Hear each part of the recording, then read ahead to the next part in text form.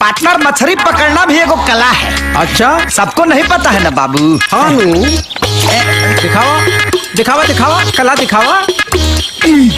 Partner, हाँ yes, ये देखा बाबू, हड्डी रंडी आदमी नहीं है हम।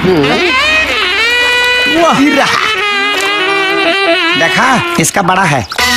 तका तू ही खाली जाना तारा। अब देखा हमार खेला। पार्टनर, अब हमारा खेला देखो। पकड़ो पकड़ो पकड़ी पकड़ो, ये अंदर हाथ डालना। हाथ डाल के निकाल रहे हैं। पार्टनर, लागत पड़ के करे धरल बिया। निकाल निकाली। हट देखा पार्टनर।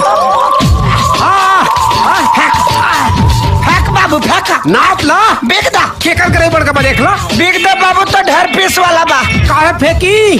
अरे एकरा के तो मस्त तेल के साथ फ्राई करे। हाँ। और मस्त भात के साथ मजा लेके खाए। सुरक्षित रह, तब ना, पहले देख ले एक बार। देख ली एमे का देखे के।